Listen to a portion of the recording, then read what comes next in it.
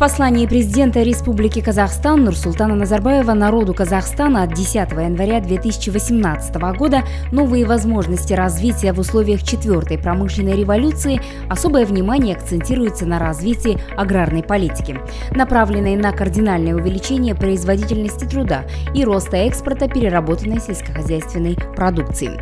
Для этого приоритетного внимания требует развитие аграрной науки, которая должна заниматься в первую очередь трансфертом новых технологий и их адаптацией к отечественным условиям. Технологии, применяемые сегодня в большинстве хозяйств, значительно устарели, а новые прогрессивные методы, успешно применяемые в мире, еще не получили должного внимания и развития в нашей стране. Однако обеспечение продовольственной безопасности Республики Казахстан и выполнение поручения главы государства увеличить в течение 5 лет производительность труда в агропромышленном комплексе и экспорт переработанной сельхозпродукции как минимум в 2,5 раза. Без передовых подходов невозможно. Шанс для рывка в развитии агропромышленного комплекса – внедрение умных технологий. В связи с этим в ТО научно-производственном центре зернового хозяйства имени Бараева в рамках научно-технической программы «Разработка современных систем земледелия для различных почвенно-климатических зон Казахстана» реализуется проект «Трансфер и адаптация технологий по точному земледелию при производстве продукции растениеводства по принципу демонстрационных хозяйств, либо полигонов в Акмолинской области». Одной из самых актуальных технологий современности является точное земледелие. Как оптимальное управление растениеводством проводится на каждом квадратном метре поля для получения максимальной прибыли при экономии хозяйственных и природных ресурсов. Для реализации данного проекта на типичных почвах Акмолинской области организован опытный полигон на площади 3000 гектар на землепользовании ТО научно-производственного центра зернового хозяйства имени Бараева. В начале мая 2018 года на полигоне точного земледелия института было проведено детальное агрохимическое обследование. Предварительно были созданы контуры полей и произведена разбивка полигона на элементарные участки площадью 5 гектар с помощью навигационных программ.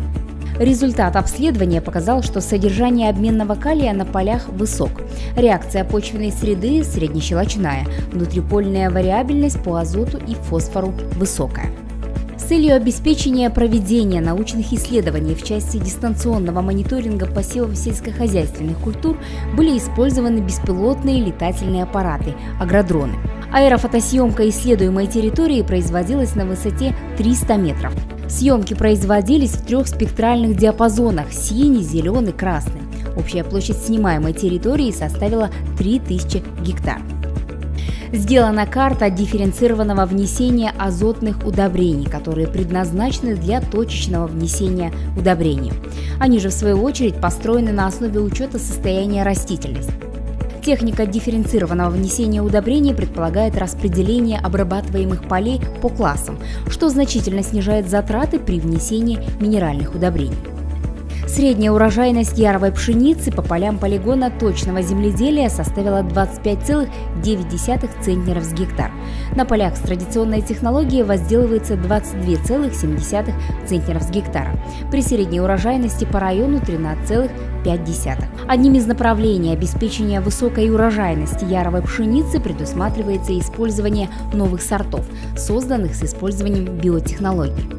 В отчетном году разработано 20 универсальных ПЦР-праймеров для эффективной дифференциации сортов и линий пшеницы местной и мировой селекции.